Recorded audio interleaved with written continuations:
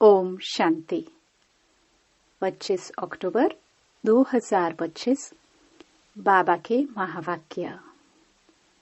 मीठे बच्चे, संगम युग पर ही तुम्हें आत्म अभिमानी बनने की मेहनत करनी पड़ती।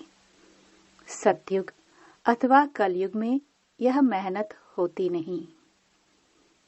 प्रश्न। श्री कृष्ण का नाम उनके माँ बाप से भी अधिक बाला है, क्यों? उत्तर। क्योंकि श्री कृष्ण से पहले जिनका भी जन्म होता है वो जन्म योग बल से नहीं होता। श्री कृष्ण के माँ बाप ने कोई योग बल से जन्म नहीं लिया है। दूसरा, पूरी कर्मातीत अवस्था वाले राधे कृष्ण ही हैं। वही सद्गति को पाते हैं। जब सब पापात्माएं खत्म हो जाती हैं, तब गुलगुल पावन नई दुनिया में श्री कृष्ण का जन्म होता है। उसे ही वैकुंठ कहा जाता है। तीसरा, संगम पर श्री कृष्ण की आत्मा ने सबसे अधिक पुरुषार्थ किया है, इसलिए उनका नाम बाला है। ओम शांति। मीठे मीठे रूहानी बच्चों को रूहानी बाप बैठ समझाते हैं। 5000 वर्ष के बाद एक ही बार बच्चों को आकर पढ़ाते हैं। पुकारते भी हैं कि हम पतितों को आकर पावन बनाओ। तो सिद्ध होता है कि यह पतित दुनिया है। नई दुनिया पावन दुनिया थी। नया मकान खूबसूरत होता है, पुराना जैसे टूटा फूटा हो जाता है, बरसात में गिर पड़ता है। अभी तुम बच्चे जानते हो, बाप आया है नई दुनिया बनाने। अभी पढ़ा रहे हैं, फिर 5000 वर्ष के बाद पढ़ाएंगे। ऐसे कभी कोई साधु संत आदि अपने फॉलोअर्स को नहीं पढ़ाएंगे। उनको यह पता ही नहीं है, न खेल का पता है, क्योंकि निवृत्ति मार्ग वाले हैं। बाप बिगर कोई भी सृष्टि के आदि मध्य अंत का राज समझा ना सके।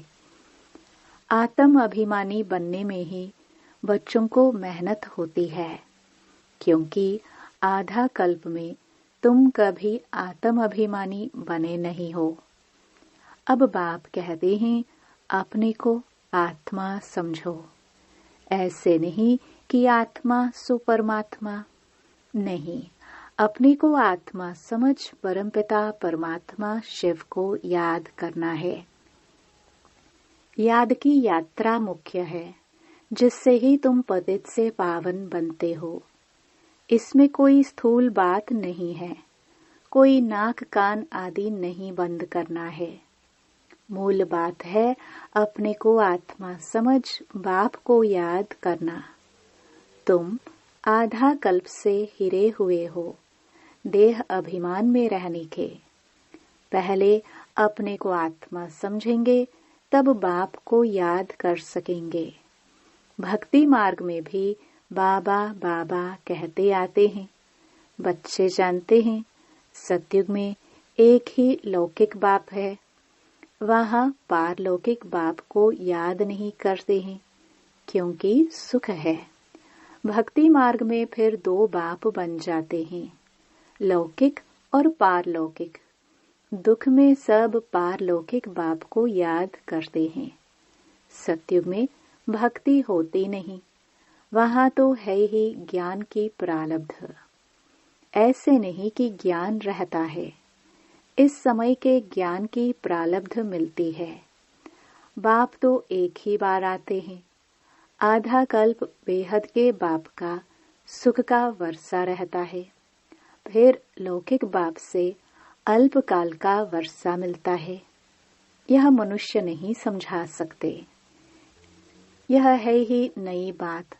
5000 वर्ष में संगम युग पर एक ही बार बाप आते हैं, जबकि कलयुग अंत सतयुग आदि का संगम होता है, तब ही बाप आते हैं नई दुनिया फिर से स्थापन करने। नई दुनिया में इन लक्ष्मी नारायण का राज्य था, फिर त्रेता में राम राज्य था।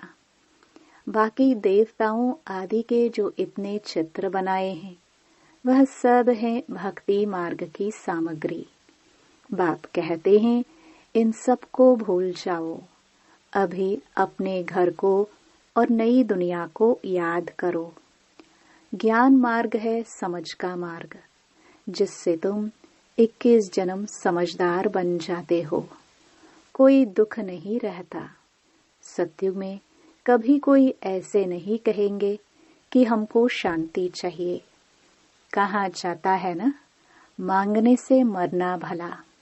बाप तुमको ऐसा साहूकार बना देते हैं जो देवताओं को भगवान से कोई चीज मांगने की दरकार नहीं रहती। यहाँ तो दुआ मांगते हैं ना, पोप आदि आते हैं तो कितने दुआ लेने जाते हैं। पोप कितनों की शादियां कराते हैं। बाप तो यह काम नहीं करते। भक्ति मार्ग में जो पास्ट हो गया है सो अब हो रहा है, सो फिर रिपीट होगा। दिन प्रतिदिन भारत कितना गिरता जाता है। अभी तुम हो संगम पर, बाकी सब हैं कलयुगी मनुष्य। जब तक यहाँ न आए तब तक कुछ भी समझ न सके कि अभी संगम है व कलयुग है। एक ही घर में बच्चे समझते हैं संगम पर है। बाप कहेंगे हम कलयुग में हैं तो कितनी तकलीफ हो पड़ती है। खान पान आदि का भी झंझट हो पड़ता है। तुम संगम युगी हो, शुद्ध पवित्र भोजन खाने वाले। देवताएं कभी प्याज आदि थोड़े खाते हैं। इन देवताओं को कहाँ ही जाता है निर्विकारी।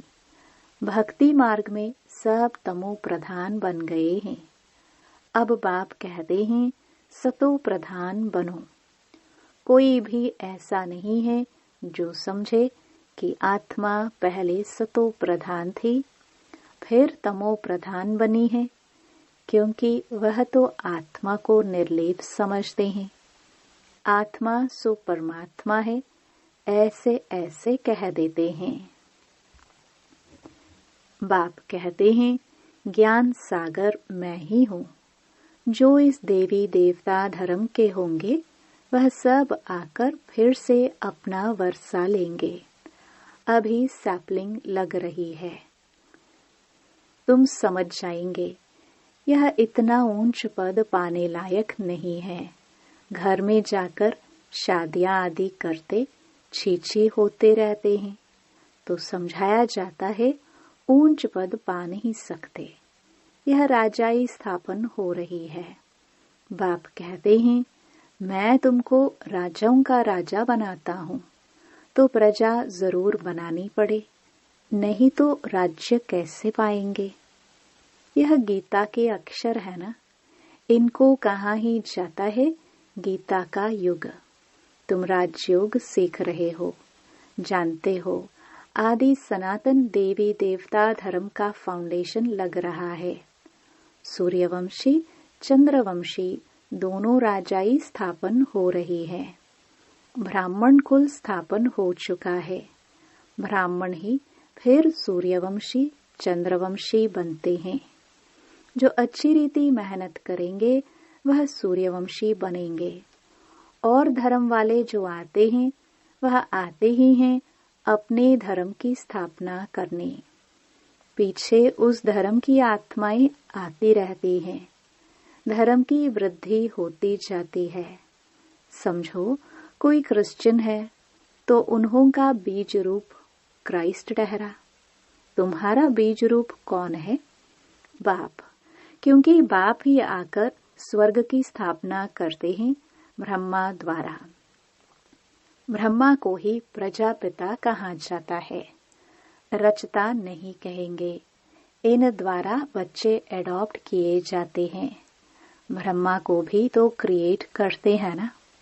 बाप आकर प्रवेश कर यह रचते हैं। शिव बाबा कहते हैं तुम मेरे बच्चे हो। ब्रह्मा भी कहते हैं तुम मेरे साकारी बच्चे हो। अभी तुम काले छीछी बन गए हो, अब फिर ब्राह्मण बने हो। इस संगम पर ही तुम पुरुषोत्तम देवी देवता बनने की मेहनत करते हो। देवताओं को और शूद्रों को कोई मेहनत नहीं करनी पड़ती। तुम ब्राह्मणों को मेहनत करनी पड़ती है देवता बनने के लिए। बाप आते ही हैं संगम पर। यह है बहुत छोटा युग, इसलिए इनको लीप युग कहा जाता है।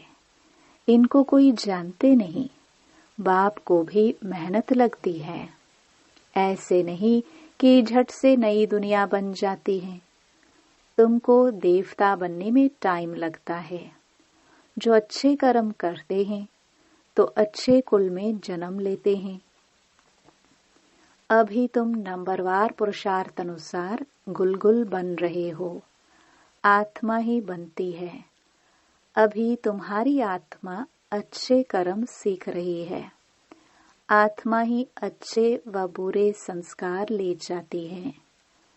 अभी तुम गुलगुल फूल बन अच्छे घर में जन्म लेते रहेंगे। यहाँ जो अच्छा पुरुषार्थ करते हैं तो जरूर अच्छे कुल में जन्म लेते होंगे। नंबरवार तो है ना। जैसे जैसे कर्म करते हैं ऐसा जन्म लेते हैं। जब बुरे कर्म करने वाले बिल्कुल खत्म हो जाते हैं फिर स्वर्ग स्थापन हो जाता है। छांट छूट होकर तमो प्रधान जो भी है वह खत्म हो जाते हैं। फिर नए देवताओं का आना शुरू होता है। जब भ्रष्टाचारी सब खत्म हो जाते हैं तब श्री कृष्ण का जन्म होता है। तब तक बदली सदली होती रहती है। जब कोई छीछी नहीं रहेगा तब श्री कृष्ण आएगा। तब तक तुम आते जाते रहेंगे। श्री कृष्ण को रिसीव करने वाले माँ बाप भी पहले से चाहिए ना। फिर सब अच्छे अच्छे रहेंगे, बाकी चले जाएंगे। तब ही उसको स्वर्ग कहा जाता है।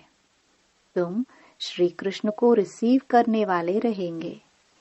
भल तुम्हारा छीछी जन्म होगा, क्योंकि रावण राज्य है ना। शुद्ध जन्म तो हो ना सके। गुलगुल पवित्र जन्म श्री कृष्ण का ही पहले पहले होता है। उसके बाद नई दुनिया वैकुंठ कहा जाता है। श्री कृष्ण बिल्कुल गुलगुल नई दुनिया में आएंगे। रावण संप्रदाय बिल्कुल खत्म हो जाएगी। श्री कृष्ण का नाम उनके माँ बाप से भी बहुत बाला है। श्री कृष्ण के माँ बाप का नाम इतना बाला नहीं है। श्री कृष्ण से पहले जिनका जन्म होता है वो योग बल से जन्म नहीं कहेंगे। ऐसे नहीं श्री कृष्ण के माँ बाप ने योग बल से जन्म लिया है। नहीं, अगर ऐसा होता तो उन्हों का भी नाम बाला होता। तो सिद्ध होता है उनके माँ बाप ने इतना पुरुषार्थ नहीं किया है जितना श्री कृष्ण ने किया है। यह सब बातें आगे चल तुम समझते जाएंगे। पूरी कर्मातीत अवस्था वाले राधे कृष्ण ही हैं। वही सदगति में आते हैं। पापात्माएं सब खत्म हो जाती हैं। तब उन्हों का जन्म होता है। फिर कहेंगे पावन दुनिया। इसलिए श्री कृष्ण का नाम बाला है। माँ बाप का इतना नहीं। आगे चल तुमको बहुत साक्षात्कार होंगे। टाइम में पड़ा है, तुम किसको भी समझा सकते हो। हम यह बनने के लिए पढ़ रहे हैं। विश्व में इनका राज्य अब स्थापन हो रहा है। हमारे लिए तो नई दुनिया चाहिए। अभी तुमको दैवी संप्रदाय नहीं कहेंगे। तुम हो ब्राह्मण संप्रदाय, देवता बनने वाले हो। दैवी संप्रदाय बन जाएंगे, फिर तुम्हारी आत्मा और शरीर दोनों स्वच्छ होंगे। अभी तुम संगमयुगी पुरुषोत्तम बनने वाले हो। यह सारी मेहनत की बात है। याद से विक्रमाजीत बनना है। तुम खुद कहते हो याद घड़ी घड़ी भूल जाती है। बाबा पिकनिक पर बैठते हैं तो बाबा को ख्याल रहता है। हम याद में नहीं रहेंगे तो बाबा क्या कहेंगे। इसलिए बाबा कहते हैं तुम याद में बैठ पिकनिक करो। कर्म करते माशु को याद करो तो विकर्म विनाश होंगे। इसमें ही मेहनत है। याद से आत्मा पवित्र होगी। अविनाशी ज्ञान धन भी जमा होगा। फिर अगर अपवित्र बन जाते हैं तो सारा ज्ञान बह जाता है। पवित्रता ही मुख्य है। बाप तो अच्छी अच्छी बातें ही समझाते हैं। यह सृष्टि के आदि मध्य अंत का ज्ञान और कोई में भी नहीं है। और जो भी सत्संग आदि है वह सब है भक्ति मार्ग के। बाबा ने समझाया है भक्ति वास्तव में प्रवृत्ति मार्ग वालों को ही करनी है। तुम्हारे में तो कितना ताकत रहती है। घर बैठे तुमको सुख मिल जाता है। सर्वशक्तिवान बाप से तुम इतना ताकत लेते हो। सन्यासियों में भी पहले ताकत थी। जंगलों में रहते थे। अभी तो कितने बड़े बड़े फ्लैट बनाकर रहते हैं। अभी वह ताकत नहीं है। जैसे तुम्हारे में भी पहले सुख की ताकत रहती है, फिर गुम हो जाती है। उन्हों में भी पहले शांति की ताकत थी। अब वह ताकत नहीं रही है। आगे तो सच कहते थे कि रचता और रचना को हम नहीं जानते। अभी तो अपने को भगवान शिवोहम कह बैठते हैं। बाप समझाते हैं इस समय सारा झाड़ तमो प्रधान है। इसलिए सभी का उद्धार करने मैं आता हूँ। यह दुनिया ही बदलनी है। सब आत्माएं वापस चली जाएंगी। एक भी नहीं जिसको यह पता हो कि हमारी आत्मा में अविनाशी पाठ भरा हुआ है जो फिर से रिपीट करेंगे। आत्मा इतनी छोटी है, इनमें अविनाशी पाठ भरा है तो कभी विनाश नहीं होता। इसमें बुद्धि बड़ी अच्छी पवित्र चाहिए। वह तब होगी जब याद की यात्रा में मस्त रहेंगे। मेहनत सिवाय पद थोड़े मिलेगा। इसलिए गाया जाता है छड़े तो चाके वैकुंठ रस। कहाँ ऊंच ते ऊंच राजाओं का राजा डबल सिरताज, कहाँ प्रजा। पढ़ाने वाला तो एक ही है। इसमें समझ बड़ी अच्छी चाहिए। बाबा बार बार समझाते हैं याद की यात्रा है मुख्य। मैं तुमको पढ़ाकर विश्व का मालिक बनाता हूँ तो टीचर गुरु भी होगा। बाप तो है ही टीचरों का टीचर, बापों का बाप। यह तो तुम बच्चे जानते हो। हमारा बाबा बहुत प्यारा है। ऐसे बाप को तो बहुत याद करना है। पढ़ना भी पूरा है। बाप को याद नहीं करेंगे तो पाप नष्ट नहीं होंगे। बाप सभी आत्माओं को साथ ले जाएंगे। बाकी शरीर सब खत्म हो जाएंगे। आत्माएं अपने अपने धर्म के सेक्शन में जाकर निवास करती है। अच्छा, मीठे मीठे सिखिलदे बच्चों प्रति माता पिता बाप दादा का याद प्यार और गुड मॉर्निंग। रूहानी बाप की रूहानी बच्चों को नमस्ते। धारणा के लिए मुख्य सार।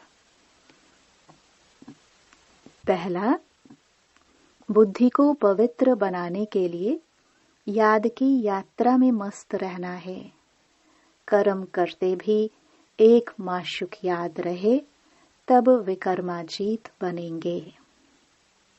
दूसरा, इस छोटे से युग में मनुष्य से देवता बनने की मेहनत करनी है। अच्छे कर्मों के अनुसार अच्छे संस्कारों को धारण कर अच्छे कुल में जाना है। वरदान। अपनी रूहानी लाइट हाउस द्वारा वायुमंडल को परिवर्तन करने की सेवा करने वाले सहज सफलता मूर्त भव। जैसे साकार सृष्टि में जिस रंग की लाइट जलाते हो वही वातावरण हो जाता है। अगर हरी लाइट होती है तो चारों ओर वही प्रकाश छा जाता है। लाल लाइट जलाते हो तो याद का वायुमंडल बन जाता है। जब स्थूल लाइट वायुमंडल को परिवर्तन कर देती है तो आप लाइट हाउस भी पवित्रता की लाइट व सुख की लाइट से वायुमंडल परिवर्तन करने की सेवा करो तो सफलता मूर्त बन जाएंगे। स्थूल लाइट आंखों से देखते हैं, रूहानी लाइट अनुभव से जानेंगे। स्लोगन। व्यर्थ बातों में समय और संकल्प गवाना यह भी अपवित्रता है। अव्यक्त इशारे। स्वयं और सर्व के प्रति मनसा द्वारा योग की शक्तियों का प्रयोग करो। कोई भी खजाना कम खर्च करके अधिक प्राप्त कर लेना यही योग का प्रयोग है। मेहनत कम, सफलता ज्यादा, इस विधि से प्रयोग करो। जैसे समय व संकल्प श्रेष्ठ खजाने हैं तो संकल्प कम से कम खर्चे हो लेकिन प्राप्ति ज्यादा हो। जो साधारण व्यक्ति 2-4 मिनट संकल्प चलाने के बाद सोचने के बाद सफलता या प्राप्ति कर सकता है वह आप 1-2 सेकंड में कर सकते हो। इसको कहते हैं कम खर्चा बाला नशीन। खर्च कम करो लेकिन प्राप्ति 100 गुना हो। इससे समय की व संकल्प की जो बचत होगी वह औरों की सेवा में लगा सकेंगे, दान पुण्य कर सकेंगे। यही योग का प्रयोग है। ओम शांति।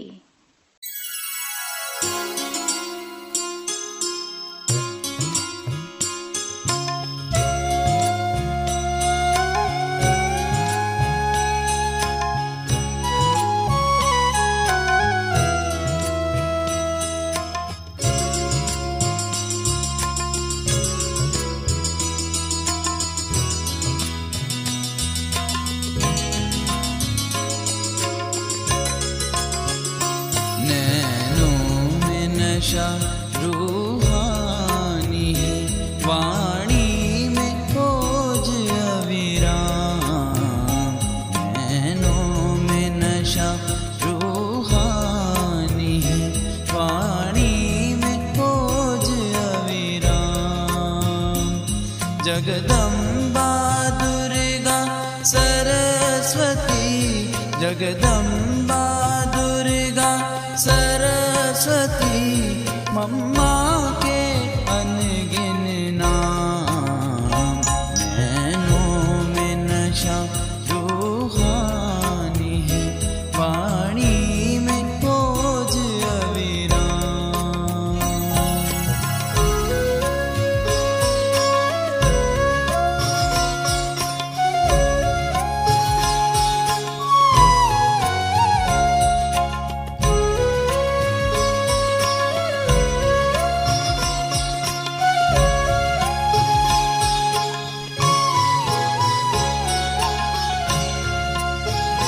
जिस पर मम्मा की नजर पड़ी वो पत्थर बन गया मोती। जिस पर